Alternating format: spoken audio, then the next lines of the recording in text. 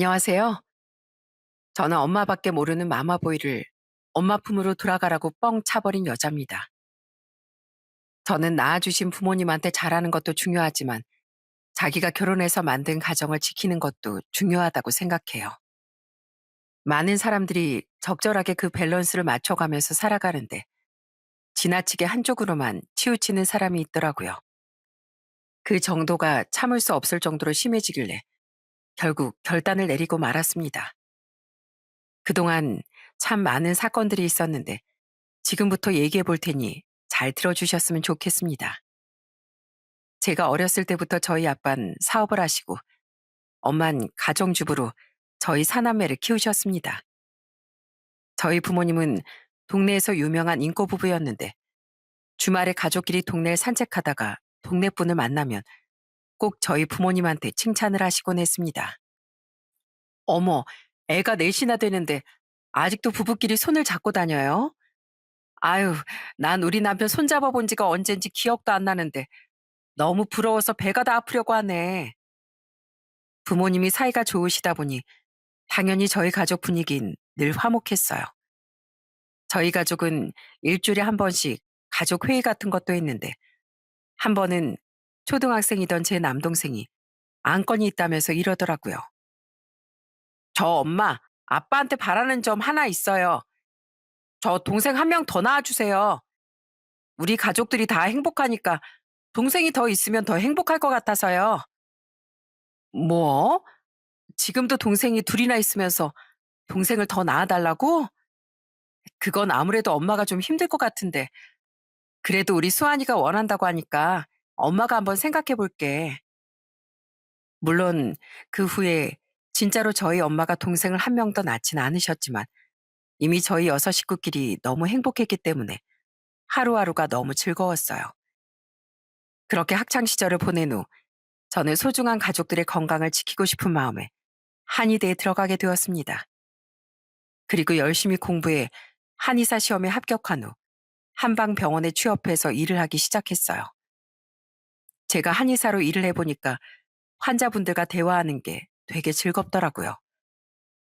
저희 병원에 자주 오시는 환자분 중에 할아버지 한 분이 계셨는데 하루는 제가 허리에 침을 놓아드리니까 허허 웃으며 저한테 이러시더라고요.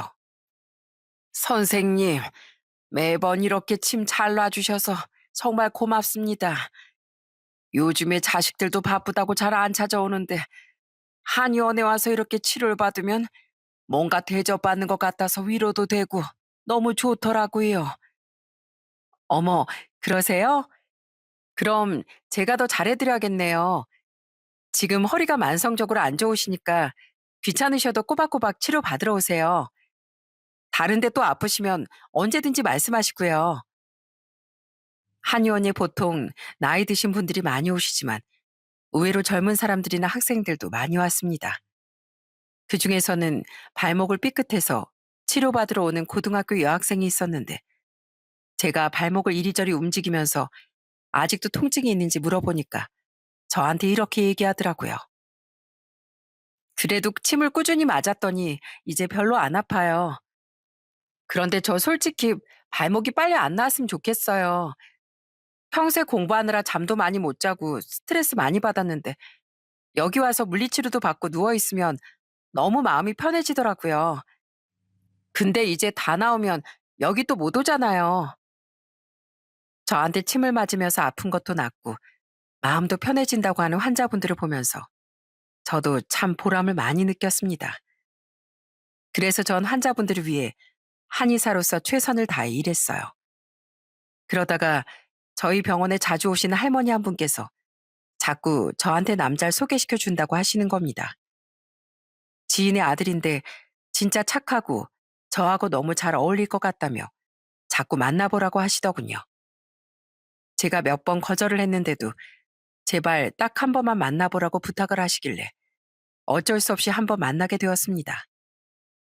그 사람은 저보다 2살이 많고 중견기업에 다니는 사람이었어요. 그런데 만나보니까 은근히 저랑 성격이 잘 맞는 거예요. 그래서 그 사람과 연인 사이로 발전하게 되었습니다. 남자친구는 성격이 참 다정하고 저한테 엄청 잘해주는 사람이었어요. 제가 한의사다 보니 토요일에도 일을 하는데 퇴근하고 나가면 꼭 병원 앞에서 기다리고 있더라고요. 오빠, 나 또 기다리고 있었어? 그나저나 내 몸에서 뜸 냄새 나지? 몸에다가 탈취제를 뿌리고 왔는데도 아직도 나는 것 같네. 뭐하러 탈취제를 뿌려? 난 오히려 그 냄새가 너무 향긋하고 좋던데. 그나저나 뜸 냄새를 맡으니까 갑자기 한방 삼계탕이 땡기는데 우리 그거 먹으러 갈래? 뭐? 한방 삼계탕? 오빠 지금 나 놀리는 거지? 아, 미안. 사실 수연이 네가 요즘에 좀 피곤해 보여서 보양식 좀 사주고 싶었거든. 한방 삼계탕이 싫으면 갈비탕이나 추어탕은 어때? 내가 오늘 너 몸보신 제대로 시켜줄게. 한 번은 남자친구와 같이 데이트를 하는데 제가 구두를 신고 가서 발이 퉁퉁 부은 적이 있었어요. 발이 너무 아파서 잘 못 걷겠다고 했더니 잠깐 벤치에 앉아서 쉬자고 하더라고요. 그래서 앉았는데 갑자기 저보고 구두를 벗어보라고 하더니 발을 주물러주기 시작하는 거예요. 뭐야, 왜 갑자기 내 발을 주무르고 그래? 사람들이 쳐다보잖아. 쳐다보면 어때? 네 발을 안 아프게 하는 게 더 중요하지. 가만히 있어봐. 내가 좀만 더 주물러 줄게. 남자친구는 저희 엄마 생신 때도 꽃바구니까지 직접 사서 저희 집에 인사를 드리러 왔습니다. 안녕하세요. 처음 뵙겠습니다. 저 수연이 남자친구 김계수라고 합니다. 수연이가 워낙에 똑똑하고 성격도 좋아서 수연이를 이렇게 키워주신 부모님을 꼭 한번 뵙고 싶었습니다. 저희 부모님은 깍듯한 남자친구를 되게 마음에 들어 하시더라고요. 그 후에도 남자친구는 저희 집에 몇 번 더 왔다 갔어요. 그렇게 전 남자친구와 1년 좀 넘게 연애를 한 후 결혼을 약속하게 되었습니다. 그런데 남자친구가 갑자기 저한테 고백할 게 하나 있다고 하더군요. 수연아, 사실 우리 집안이 형편이 좀 안 좋아. 우리 아버지가 젊었을 때부터 사고를 많이 치셔서 집에 돈이 하나도 없거든. 그래서 나도 여태까지 우리 집에 생활비 보태고 있었어. 물론 너랑 결혼하고 나면 집에 보내던 생활비는 끊겠지만 그래도 내가 모은 돈이 없다 보니까 결혼할 때 도움이 하나도 안 될 것 같아. 그런데 이런 나랑도 정말 결혼할 수 있겠어? 오빠, 돈이 좀 없으면 어때? 우리 아직 나이도 젊은데 앞으로 돈 벌 날이 훨씬 많잖아. 나 오빠라는 사람을 보고 결혼하려고 하는 거지. 돈을 보고 결혼하려고 하는 게 아니기 때문에 아무 상관없어. 그러니까 너무 걱정하지 마. 제가 조건만 보고 결혼할 생각이었다면 그 자리에서 바로 결혼을 없던 일로 했을 겁니다.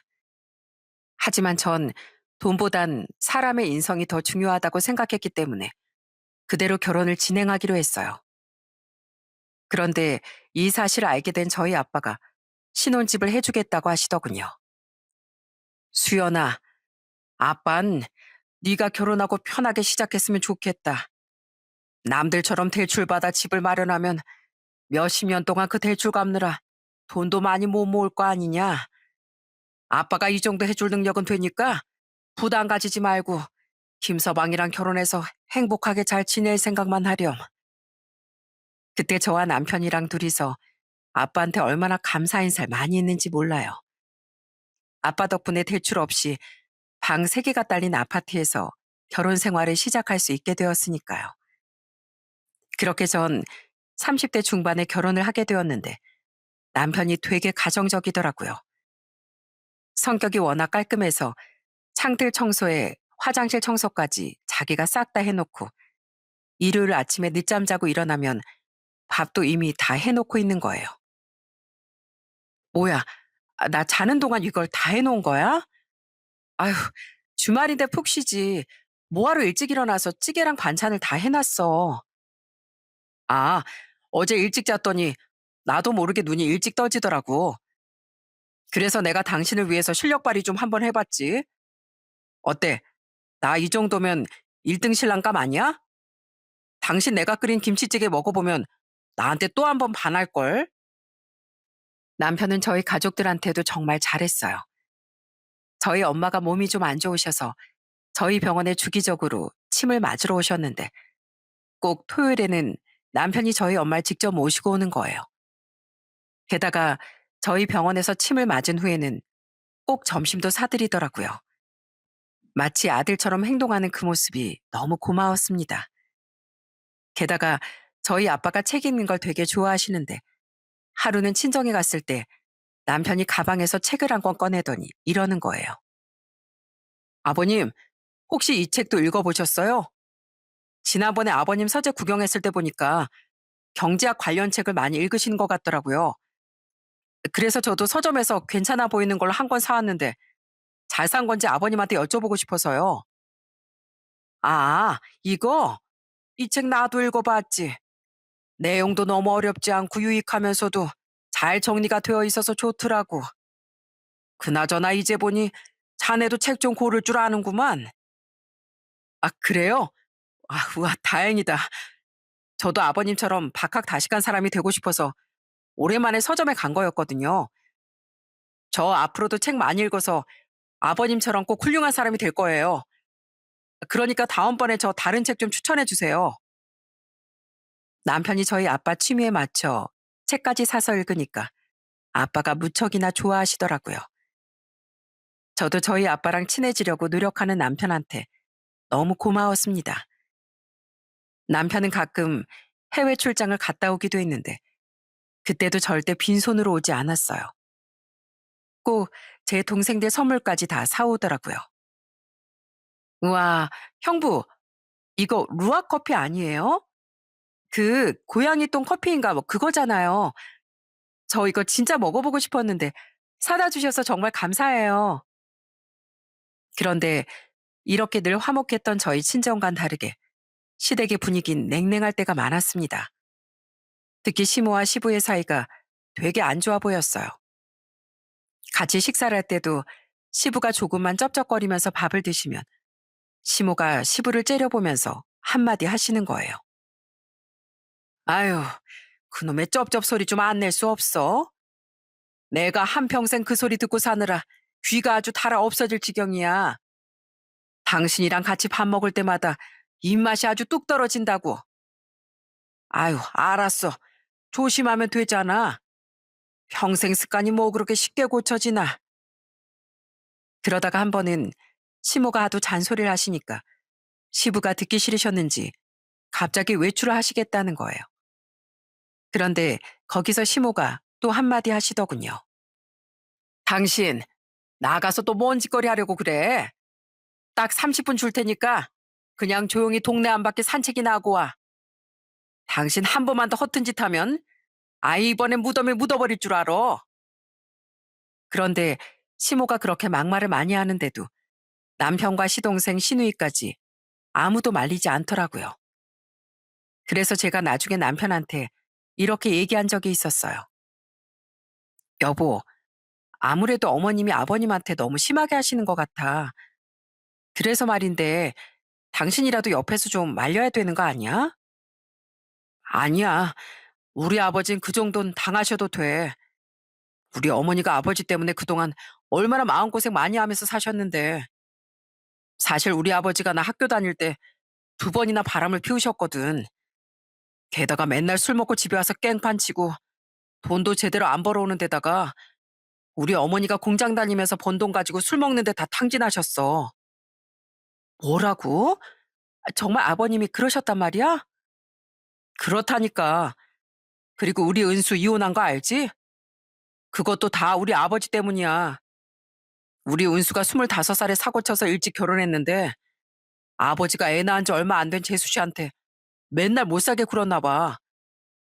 자꾸 찾아가서 술상 차려달라고 하고 술값 달라고 하고 이러니까 재수 씨가 버티겠어? 결국엔 결혼한 지 3년 만에 재수 씨가 내 동생이랑 못 살겠다고 이혼을 하더라고. 그래서 우리 조카도 재수 씨가 데려가 버렸잖아. 우리 아버지가 이렇게까지 하시는데 자식들이 어떻게 아버지 편을 들겠어. 그러니까 당신도 우리 어머니가 아버지한테 심한 말 하든 말든 신경 쓰지 마. 다 아버지가 자초하신 일이야. 사실 결혼 전에 시부가 젊었을 적 사고를 많이 쳤다는 얘긴 들었지만 자세한 얘기를 들으니까 충격적이긴 하더군요. 저는 평생을 화목한 집안에서 자라왔기 때문에 그런 일이 실제로 벌어졌다는 게 정말 놀라웠어요. 그래서 그 후로는 저도 괜히 참견하면 안 될 것 같아 시모가 시부한테 함부로 해도 그냥 입 다물고 조용히 있었습니다. 그 후 전 남편과 결혼 생활을 하며 아들 쌍둥이를 낳게 되었어요. 손주가 생기니까 저희 부모님이 엄청 좋아하시더라고요. 여보, 우리 손주들 보니까 예전에 우리 애들 낳았을 때 생각나지 않어? 그때도 이렇게 조그맣고 예뻤는데 그 조그맣던 애들 이렇게 어엿하게 키울 수 있었던 건 다 당신 덕분이야. 당신이 그동안 우리 가족을 위해 열심히 일해줬잖아. 아니야. 나보단 당신이 훨씬 더 고생 많이 했지. 사남매 키우는 게 뭐 보통 일이야? 저희 부모님이 그렇게 옛날 얘기를 하고 계셨는데 그 모습을 바라보던 남편의 표정이 조금 안 좋더군요. 그런데 그날 저녁 남편이 저한테 이런 얘기를 하더라고요. 여보, 아까 보니까 장인어른이랑 장모님은 사이가 엄청 좋으시더라. 세상에 누가 더 잘났나 따지는 게 아니라 오히려 서로 더 고생했다고 칭찬해 주시잖아. 난 여태까지 살면서 우리 어머니랑 아버지가 그렇게 다정하게 지내시는 모습을 한 번도 본 적이 없거든. 나 솔직히 아까 두 분 모습 보면서 우리 어머니가 너무 불쌍하다고 느껴졌어. 장모님은 이연세에도 장인어른 사랑을 듬뿍 받으시는데 우리 어머니 그러질 못하시잖아. 아, 차라리 나라도 우리 어머니한테 더 잘해드려야지 안 되겠어. 남편은 그날 기분이 많이 싱숭생숭했는지 잠에도 들지 못하고 계속 뒤척거리더군요. 그러더니 그날 이후로 남편이 시모를 평소보다 더 많이 챙기기 시작하더군요. 저희 집이 시댁이랑 차로 30분 거리였는데 주말마다 자꾸 시댁에 가서 시모랑 같이 산책을 하자고 하더라고요. 어머니, 아들이랑 며느리랑 손주들까지 데리고 산책하니까 좋으시죠? 우리 어머니도 이렇게 소소한 행복을 많이 누리고 사셨어야 되는데 그러지 못했다는 게 항상 제 마음에 걸렸거든요. 그러니까 앞으로는 저희랑 같이 산책도 자주 하고 맛있는 것도 많이 먹으러 가요. 그래, 내가 우리 아들 덕분에 정말 호강하는구나. 사실 그동안 길거리 돌아다닐 때마다 가족끼리 화목하게 웃고 떠들면서 지나가는 걸 보면 너무 부러웠거든. 근데 이제 나도 자식들을 잘 키워서 그런 생활을 해볼 수가 있겠구나. 남편은 시모한테 장어에 연포탕에 몸에 좋다는 음식은 다 사드리더군요. 그동안 이렇게 좋은 음식들도 많이 못 드셔보셨다면서요. 게다가 명절 때도 저와 시모랑 같이 음식을 하고 있었는데 남편이 시모 옆에 딱 붙어가지고 이러는 거예요. 아유, 어머니, 도대체 손이 이게 뭐예요? 그동안 얼마나 고생을 많이 하셨으면 손에 이렇게 굳은 살이 많냐고요. 이거 제가 할 테니까 저쪽 가서 쉬세요. 그동안 저희 키우느라 힘드셨을 텐데 이젠 이런 건 아들이랑 며느리한테 맡겨두시라고요. 그래서 남편이랑 둘이 음식을 거의 다 했는데 시댁 식구들이랑 다 같이 밥을 먹으려고 하니까 남편이 음식을 다 시모 앞으로 몰아주더군요. 어머니, 많이 드세요. 우리 집에서 제일 대접받아야 되는 게 바로 어머니잖아요. 그동안 어머니가 고생하신 거 생각하면 여기 있는 음식 어머니한테 다 드려도 모자라요. 그러자 옆에 있던 시동생이 피식피식 웃으며 한마디 하더군요. 뭐야, 우리 형 이 정도로 효자였어? 이야, 형이 우리 엄마 생각 제일 많이 하는 건 알았지만 이 정도까지인 줄은 몰랐는데? 형, 조심해. 너무 심하게 그러다간 형수님한테 욕먹을지도 몰라. 무슨 소리야. 이 사람이 이해심이 얼마나 넓은데. 절대 그럴 일 없으니까 넌 신경 쓰지 마. 전 그때까지만 해도 그냥 남편이 조금 효심이 깊다고만 생각했지. 그게 문제가 될 줄은 몰랐습니다. 그 전까진 저와 저희 가족들한테도 잘했으니까요. 그런데 제가 셋째를 임신하고 나서부터 남편의 행동이 점점 심해지기 시작했습니다. 제가 입덧이 되게 심해서 밥도 제대로 먹지 못했는데 이상하게 새콤달콤한 귤이 너무 먹고 싶더라고요. 그래서 참다가 남편한테 부탁을 한 적이 있었어요. 여보, 나 지금 아무것도 입에 안 들어가는데 며칠 전부터 자꾸 귤만 생각나더라고. 그래서 말인데, 나 귤 좀 사다 주면 안 될까? 귤? 알았어. 당신이 먹고 싶다는데 당연히 사다 줘야지. 내가 지금 바로 마트에 가서 사올게. 그런데 마트에 귤을 사러 갔던 남편이 한참이 지나도 집에 안 오는 거예요. 그래서 전화해 봤더니 정말 황당한 얘기를 하더군요. 아, 나 지금 잠깐 어머니한테 와 있어. 아니, 아까 마트에 가보니까 귤이 너무 탐스럽고 맛있어 보이길래 어머니 생각이 나더라고. 우리 어머니가 또 귤을 진짜 좋아하시거든. 나 곧 집에 들어갈 거니까 좀만 기다려. 그런데 곧 들어온다던 남편은 밤 12시가 다 돼서야 집에 들어오더군요. 그러더니 주머니에서 달랑 귤 2개를 꺼내 저한테 주는 거예요. 뭐야, 왜 귤이 이것밖에 없어? 사오려면 적어도 한 봉지는 사와야 되는 거 아니야? 나 아무것도 안 넘어가서 밥 대신 먹으려고 한 건데 이거 너무하잖아. 아, 미안. 귤 한 박스 샀는데 우리 어머니가 한번 드셔보시더니 너무 맛있다고 다 가져가셨어. 그래서 당신 건 이것밖에 가져올 수가 없었네. 뭐라고? 아니, 그럴 거면 차라리 2박스 사서 어머님 한 박스 드리고 나한테 한 박스 갖다 주던지. 지금 장난하는 것도 아니고 이거 진짜 너무한 거 아니야? 그런데 남편은 자기가 일부러 그런 게 아니라며 화내지 말라고만 하더군요. 아무리 자기 어머니가 중요하다고 해도 어떻게 임신한 아내한테 이렇게 무심할 수 있는지 너무 어이가 없었습니다. 그런데 하루는 제가 남편 보고 주말에 애들 좀 봐달라고 부탁한 적이 있었어요. 임신한 상태에서 쌍둥이까지 보려니까 너무 힘들었거든요. 그런데 그때도 남편이 시모 핑계를 대면서 거절을 하더군요. 여보, 미안한데 오늘 우리 어머니가 백화점에 가고 싶다고 하셔서 거기 좀 가봐야 될 것 같아. 그러니까 오늘은 그냥 당신이 우리 애들이랑 놀아주고 있어. 우리 어머니가 심심하시다는데 내가 아들로서 모른 척 할 수가 없잖아.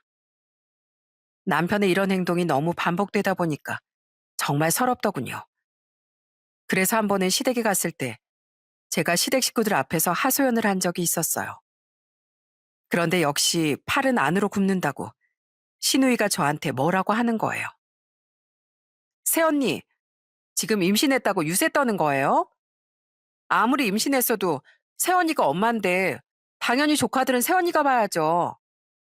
그리고 먹고 싶은 게 있으면 새언니가 직접 사다 먹어도 되는 거 아니에요? 도대체 손이 없어요? 발이 없어요? 그리고 우리 오빠 정도면 새언니한테 잘해주는 거거든요. 우리 엄만 임신했을 때 그런 대접도 한 번도 못 받아봤어요. 아가씨, 그럼 아가씨도 나중에 결혼해서 남편한테 아무것도 바라지 말아요. 입덧으로 아무것도 못 먹는 상황에서도 그냥 쫄쫄 굶기만 하고 애를 셋을 낳든 넷을 낳든 다 아가씨 혼자 보라고요. 설마 나한테 그렇게 얘기해놓고 나중에 딴소리 하는 거 아니겠죠? 시누이까지 그런 식으로 얘기하니까 정말 열불이 터지더군요. 그렇게 전 임신 기간 내내 남편의 보살핌도 받지 못한 채 딸을 낳게 되었습니다. 그렇게 결혼 생활을 계속하던 중 한 번은 시모가 집 청소를 하다가 허리를 삐끗하신 적이 있었어요. 그래서 제가 저희 한의원으로 오시라고 해서 치료를 해드렸습니다. 그런데 시모가 그렇게 치료를 받기 시작한 지 2주 정도 되었을 때 남편이 또 황당한 얘기를 하는 거예요. 여보, 내가 생각해봤는데 그냥 우리가 어머니 모시고 사는 거 어때? 어차피 당분간은 당신 일하는 병원에서 치료받아야 되니까 당신이 퇴근하고 나서도 우리 어머니 보살펴드리면 더 좋잖아. 뭐라고?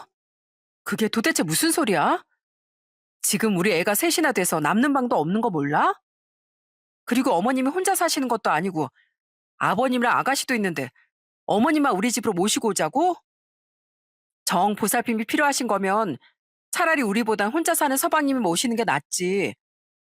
그렇게 어머님이 걱정되면 우린 그냥 자주 찾아뵈면 되는 거잖아. 아니, 당신은 무슨 말을 그런 식으로 해. 우리 어머니가 아프신데 진짜 너무한 거 아니야? 당신 어머니만 아픈 거 아니야. 우리 엄마도 옛날부터 몸이 약하셔서 여기저기 다 아프셔. 그럼 우리 엄마도 아프니까 모시고 살아도 되는 거겠네? 그건 아니지. 장인어른이 사업도 하시고 돈도 많으신데 우리가 장모님을 왜 모시고 살아? 그리고 장모님은 평생 사랑받으면서 행복하게 사셨지만 우리 어머니는 아버지 때문에 평생 불행하게 산 사람이야. 어차피 집에 계셔봤자 아버지랑 사이도 안 좋으셔서 불편해하시는데 그냥 우리가 좀 모시고 살면 덧나? 그래, 덧나. 당신 효심 지극한 건 알겠는데 지금 너무 오버하고 있는 거야. 그러니까 다신 그런 얘기 꺼내지 마. 알겠어? 그런데 제가 시모를 모시고 사는 건 절대 안 된다고 했더니 그날부터 남편이 아예 시댁에서 살다시피 하더군요. 퇴근하고 맨날 시댁에서 저녁 먹고 늦게까지 있다가 집에 오고 주말에도 계속 시댁에만 가는 거예요. 그러다가 하루는 제가 주말에 애들 데리고 키즈 카페라도 가자고 했더니 저한테 버럭 짜증을 내더라고요. 뭐? 키즈 카페? 갈 거면 당신 혼자 데리고 가면 되지. 왜 나보고 같이 가재? 난 어머니한테 가야 돼서 안 돼. 그러니까 나한테 그런데 같이 가자는 얘기 좀 하지 마. 뭐라고? 당신 이제 아빠 노릇도 안 하겠다는 거야? 이러다가 우리 애들이 당신 얼굴 까먹겠어. 얼마나 집에 안 붙어 있으면 이젠 애들이 당신을 찾지도 않는다고. 아이, 그래서 뭐 어쩌라고. 그리고 내가 우리 애들 아빠이기만 해?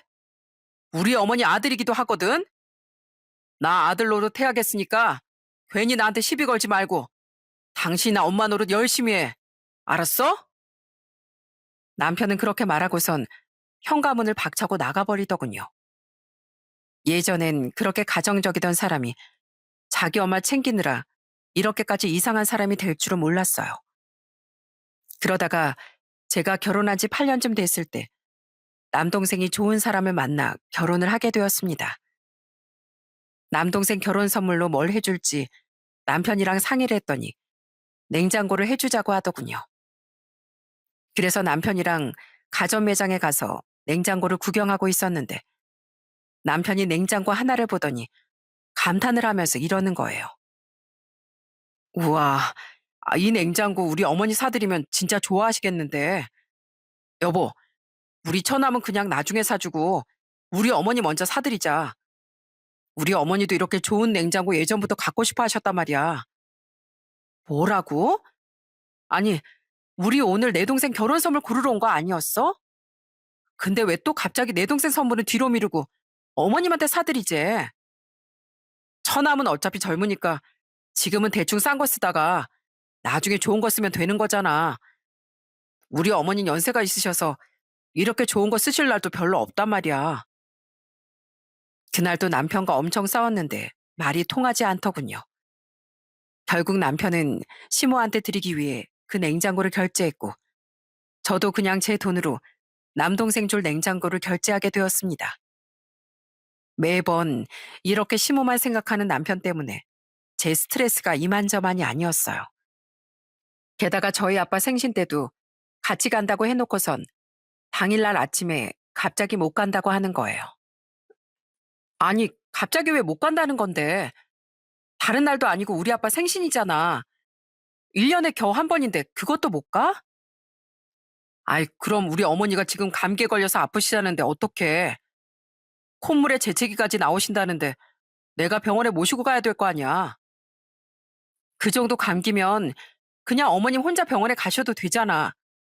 아니면 아가씨 보고 모시러 가라고 해. 아가씨는 어머님이랑 같은 집에 사니까 그런 건 아가씨가 챙겨도 되는 거 아니야? 그래도 아들이 내가 모시고 가야지.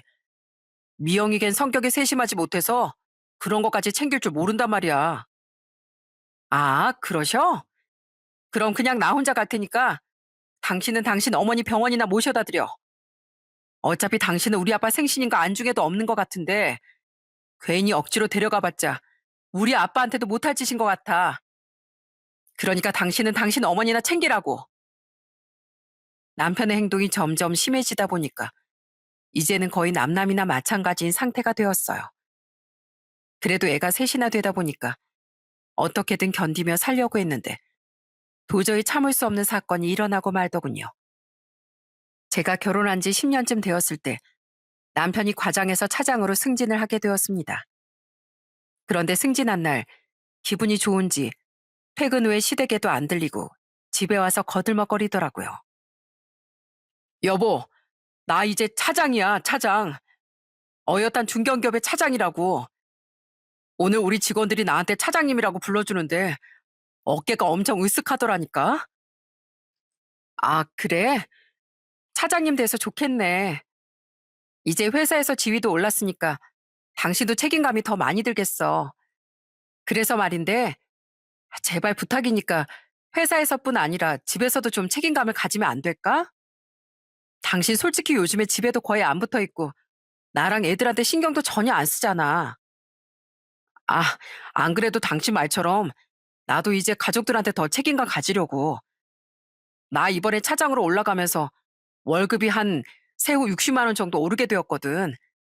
그래서 그 돈 앞으로 매달 우리 어머니한테 용돈으로 드리려고. 나 이제라도 장남으로서 책임감 가지고 어머니한테 효도 많이 하고 싶어. 저는 그 얘기를 듣고 정말 기겁을 하는 줄 알았습니다. 저는 저랑 애들한테 책임감을 가지라는 얘기였는데 그걸 또 자기 마음대로 시모한테 책임감을 가진다는 뜻으로 바꿔 말하더군요. 그런데 남편의 어이없는 말은 그것뿐만이 아니었어요. 아, 그리고 나 조만간 우리 어머니 우리 집으로 모시고 올 거야. 나 이번엔 진짜 마음 굳혔으니까 당신이 반대해도 소용없어. 당신 우리 집에 남는 방 없어서 안 된다고 반대하지만 방은 만들면 되는 거잖아. 아직 우리 애들 어리니까 애들 방 없애고 어머니 그 방에서 지내시게 하면 되지. 세상에 아내가 반대하는데도 애들 방까지 없애가며 기어코 자기 어머니를 모시고 온다고 하는 게 말이나 되나요? 저는 그렇게 말 같지도 않은 소리를 하는 남편을 보면서 이 사람은 절대 고쳐줄 수 없는 사람이구나 하는 생각이 들었습니다. 아무리 저와 남편 사이에 애가 셋이나 있다고 해도 이건 봐줄 수 있는 한계를 넘어갔다고 생각했어요. 그래서 저는 속으로 이혼을 해야겠다는 결심을 내린 후 남편에게 이렇게 말했습니다. 아, 그래? 당신이 그렇게까지 어머님을 생각한다 이거지? 그래, 엄청난 효자라서 좋겠네. 그런데 그렇게 대단한 효자가 오늘은 어째 어머님 댁에 왜 안 간 거야? 오늘은 어머님이 걱정 안 되나 보지? 안 그래도 가려고 했었어. 오늘은 나 승진한 날이니까 당신한테 자랑하려고 집에 먼저 들른 거야. 아, 그러셔? 그럼 꾸물거리지 말고 얼른 가. 어머님이 효심 가득한 아들 기다리느라 목 빠지시겠네. 제가 그렇게 말하자 남편은 신난 얼굴로 집 밖으로 나가더군요. 그래서 전 남편이 나가자마자 현관 비밀번호를 바꾸고 캐리어에 남편의 짐을 대충 쌌습니다. 그리고선 바로 시모한테 전화를 했어요. 어머님, 좋으시겠어요? 이제 어머님 아들이 어머님 모시고 살면서 한 달에 60만 원씩 용돈도 꼬박꼬박 드린다고 하네요. 지금 거기로 갔으니까 이제 그 집에서 같이 사시면 돼요. 뭐라고? 아이, 갑자기 너 그게 무슨 말이니? 우리 아들이 왜 여기 와서 살아? 왜긴요. 제가 어머님 아들 뺏어간 것 같아서 이제 놓아드리려고요. 저 그 인간이랑 이혼할 거니까 앞으로 어머님이 데리고 사세요. 저는 그렇게 말하고선 전화를 끊었어요. 그러자 남편이 시모한테 얘기를 들었는지 나간 지 1시간 만에 다시 집에 찾아왔더군요. 비밀번호를 눌렀는데 문이 안 열리자 현관문을 쾅쾅 두드리면서 소리를 질렀어요. 여보, 문 좀 열어봐. 지금 이게 뭐 하는 짓이야? 갑자기 우리 어머니한테 이혼한다는 얘기를 왜 하는데? 하도 시끄럽게 하길래 저는 문을 벌컥 열고 남편한테 캐리어를 집어던졌습니다. 그리고 밖으로 끌고 나가 남편한테 이렇게 얘기했어요. 왜? 네가 원하는 대로 다 해주겠다잖아. 그럼 좋은 거 아니야? 너 그렇게 너네 엄마한테 효도하고 싶다며? 그럼 괜히 우리 집에서 빌붙어서 효도하려고 하지 말고 그냥 네가 너네 엄마 집에 가서 효도해. 아니, 여기가 당신 집이자 내 집이기도 한데 내가 왜 여기서 나가서 어머니 집으로 가야 돼? 그냥 우리 어머니를 이 집으로 모시고 오면 되는 거잖아. 야, 너 나랑 결혼한 지 10년이나 돼서 잊었나 본데. 이 집, 우리 아빠가 사주신 집이거든? 이 집 명의도 내 명의고, 이 집 살 때 네가 돈 한 푼 보탠 거 없는데, 이게 어떻게 네 집이야? 그러니까 너네 엄마 모시고 싶으면 내 집에서 모시지 말고, 너네 엄마 집에서 모시라고. 그냥 이 캐리어나 들고 가서 거기서 살아. 제가 그렇게 말하자 남편의 얼굴이 사색이 되어선 이렇게 말하더군요. 여보, 그게 도대체 무슨 소리야? 나보고 당신이랑 이혼하고 빈몸으로 나가라고? 그럼 우리 애들은 내가 우리 애들 아빠인데 왜 나보고 나가라는 거야? 애들 아빠 좋아하시네. 네가 아빠 역할 언제 한번 제대로 한 적이나 있니? 너 우리 애들한테 간식 하나 안 사주면서 네 엄마한테 좋은 거 다 사드리잖아. 그리고 너 주말에도 집에 붙어 있은 적이나 있어? 애들하고 놀아주지도 않고 잘 때 자장가 한번 불러준 적도 없으면서 네가 무슨 아빠 타령이야? 그거야. 내가 우리 어머니 걱정돼서 챙겨드리느라 어쩔 수 없었던 거지. 당신은 그 정도도 이해 못 해줘? 그래, 이해 못 해줘. 그나마 내가 여태까지 참은 것도 감사하게 생각해. 근데 나도 이제 더 이상은 너 같은 마마보이 못 참아주니까 평생 네 엄마 치마폭에나 둘러싸여서 살아. 알았어? 저는 그렇게 남편을 쫓아내게 되었습니다. 그리고 그 후 남편과 이혼 소송을 진행하게 되었어요. 그런데 남편은 진짜로 이혼 소송을 하게 되자 저한테 와서 울고불고 매달리기 시작하더군요. 여보, 제발 이혼 소송 좀 취하해주라. 내가 우리 어머니를 모시고 살더라도 좋은 집에서 모시고 살아야지. 지금 어머니가 사시는 집은 낡고 좁은데 거기서 어떻게 모시고 살아. 그리고 우리 어머니가 아버지랑 같이 살기 싫다고 하셨단 말이야. 참, 그럼 너네 부모님을 이혼시키든가 아니면 네가 원룸이라도 얻어서 모시고 살아. 왜 우리 아빠가 얻어준 집에서 너네 엄마를 모시고 살려고 그래? 그렇게 애틋한 모자끼리 단둘이 알아서 살라니까? 그래도 그건 아니지. 당신이 있어야 우리 어머니 몸 아프실 때 침이라도 한번 놔줄 수 있고 내가 바쁠 땐 당신이 나 대신 우리 어머니랑 말동무도 해드릴 수 있는 거잖아. 우리 어머니 진짜 불쌍하신 분이란 말이야. 우리 아버지 때문에 그동안 얼마나 고생을 많이 하고 사셨는데 당신도 그런 우리 어머니 생각하는 내 입장 한 번만 이해해주면 안 될까? 내가 왜 그래야 되는데? 너네 엄마가 너네 삼남매 키우느라 고생하셨지. 나 키우느라 고생하셨냐? 그리고 난 여태까지 이해할 만큼 이해해줬거든? 네가 나랑 우리 애들한테 신경도 안 쓰고 너네 엄마만 챙기는 거 내가 몇 년간이나 참아줬다고. 근데 아직도 정신 못 차리고 이렇게 헛소리하는 건 제정신이 아닌 거지. 됐고, 나 너랑 더 이상 얘기하기도 싫으니까 그냥 꺼져. 내 앞에서 질질 짜지 말고 너네 엄마 품에 안겨서 울라고. 여보, 제발 한 번만. 여보. 그렇게 전 남편과 재산 분할을 하고 이혼을 하게 되었습니다. 살고 있던 집도 저희 아빠 돈으로 산 거고 평소에 생활비도 제가 더 많이 부담한 데다 남편이 번 돈은 시댁으로 나간 게 많아서 제가 훨씬 유리하게 재산 분할을 받을 수 있게 되었어요. 그 후 전 아빠가 사주신 그 집을 팔고 친정 근처로 이사를 가게 되었어요. 친정이랑 가까이 사니까 저희 부모님이 저희 집에 자주 오시더라고요. 한 번은 퇴근하고 집에 갔는데 저희 엄마가 잔뜩 신난 얼굴로 저한테 스케치북을 보여주시는 거예요. 수연아, 이거 봐라. 이거 우리 아람이가 할머니, 할아버지 그린 거야. 이거 보면 나랑 정말 똑 닮지 않았니? 어머, 진짜 엄마랑 머리 스타일도 똑같고 이목구비도 비슷해 보이네요. 이야, 우리 아람이 그림에 소질 있나 보다. 근데 엄마, 이렇게 자꾸 저희 집이랑 왔다 갔다 하는 거 안 힘드세요? 저희 애들 보고 싶으시면 차라리 제가 퇴근하고 엄마 집으로 갈게요.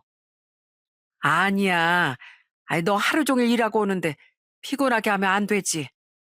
그리고 난 이렇게 너네 집에 와서 우리 예쁜 손주들 보는 게 내 삶의 낙이야. 그나저나 김서방 그놈은 이렇게 예쁜 자식을 셋이나 두고서 아유 어떻게 지 엄마만 챙길 수가 있다니. 내가 진짜 생각하면 생각할수록 화딱지가 난다. 됐어요. 어차피 다 끝난 일인데요, 뭘. 그 인간은 그냥 평생 그렇게 자기 엄마 뒷공문이나 따라다니면서 살 거예요. 저야 그런 인간이랑 사느니 그냥 양육비만 받고 안 보고 사는 게 훨씬 낫죠.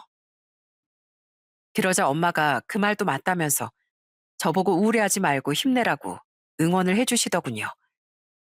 하지만 전 전혀 우울할 게 없이 행복하기만 했습니다. 이제 전 남편 때문에 스트레스 받을 일이 아예 없었으니까요. 그렇게 지내던 중 저희 올케가 임신을 하게 되었어요. 가족들 다 있는 데서 임신 발표를 하길래 다들 축하를 해줬는데 그때 6살이던 저희 딸이 올케 배에 귀를 대면서 이렇게 얘기하더라고요. 외숙모, 그럼 이 안에 동생 있는 거예요? 그럼 나 언니 되는 거예요? 글쎄, 우리 아람이가 언니가 될지 아니면 누나가 될지 아직 모르겠네. 아람이는 언니가 되고 싶어? 아니면 누나 되고 싶어? 전 둘 다 좋아요. 동생이면 무조건 예뻐해 줄 거예요. 저희 딸이 그렇게 말하자 제 여동생들이 깔깔 웃으며 이렇게 말하더군요. 아유, 우리 아람이가 저렇게 동생을 갖고 싶어 하는 줄 몰랐네. 작은 언니, 맨날 일만 하지 말고 얼른 남자친구부터 사귀어봐. 그래야 우리 아람이한테 동생 한 명 더 만들어주지. 야, 남자친구 뭘 새로 사겨. 나 결혼할 남자 있거든? 안 그래도 내가 조만간 가족들한테 얘기하려고 했어.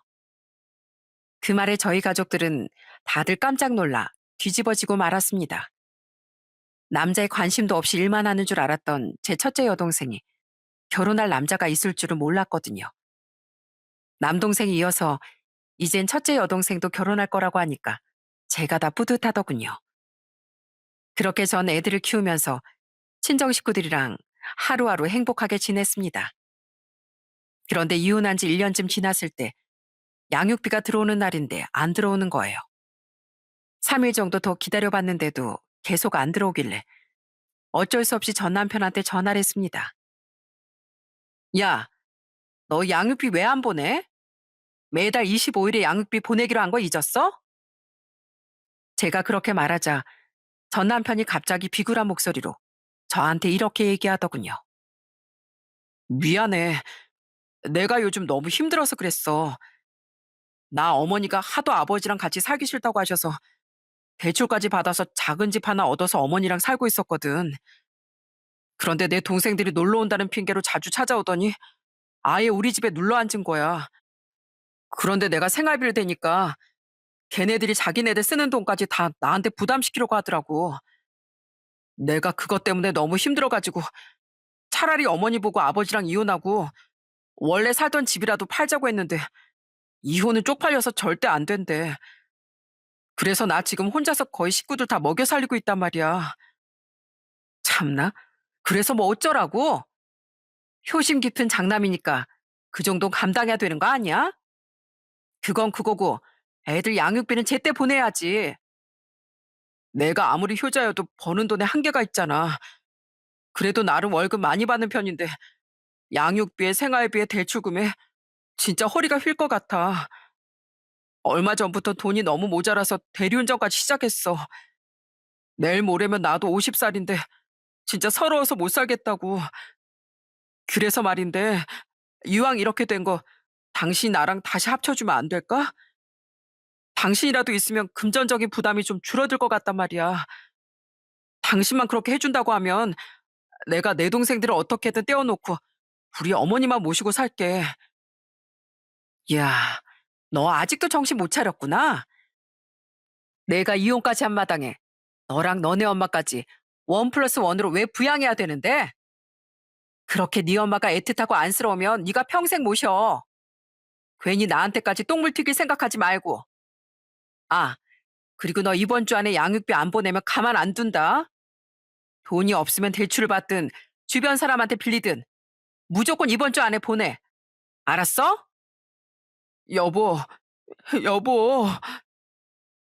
다행히 전화를 끊고 나서 5일 뒤에 양육비가 들어오긴 했어요. 아마 돈 구하느라 진땀 좀 뺐을 겁니다. 그런데 전 남편 얘기를 들으니까 정말 쌤통이라는 생각이 들더군요. 그렇게 자기 엄마만 소중하다고 난리를 치더니 이제는 동생들까지 거머리처럼 달라붙어서 온 가족을 다 부양하게 생겼잖아요. 전 남편이 아무리 괜찮은 직장에 다니고 월급을 많이 받는다고 해도 그런 생활을 오래는 버티지 못할 겁니다. 그러게 효도를 하더라도 적당한 선에서 했어야지.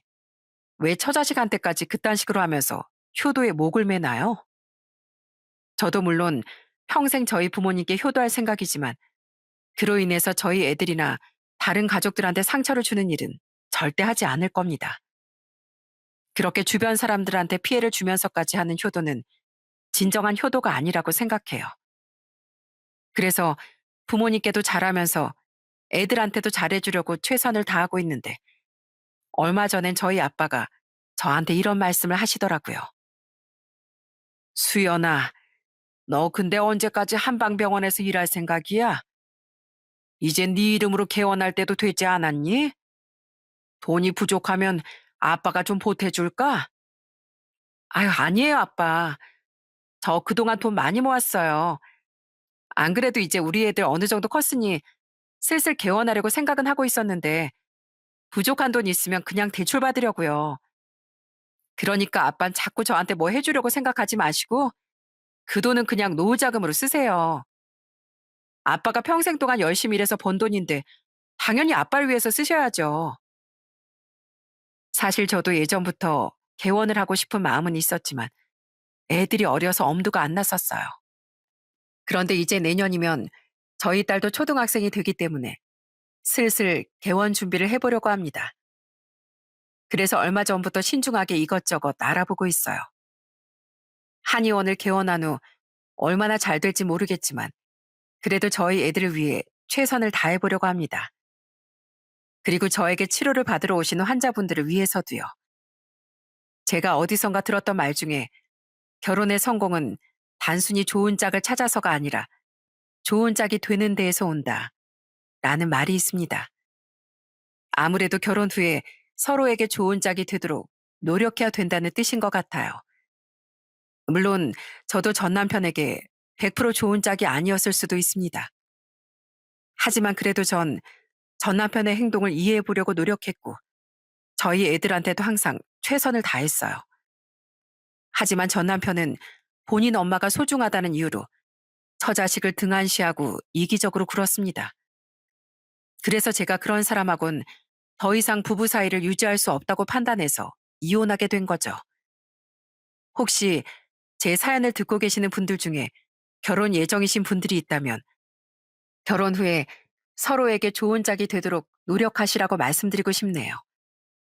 그리고 아무리 가족이 소중하다고 해도 자신이 선택한 배우자와 자녀를 나 몰라라 하는 일은 없으셨으면 좋겠어요. 그럼 전 이만 제 사연을 마치도록 하겠습니다. 끝까지 들어주셔서 정말 감사합니다.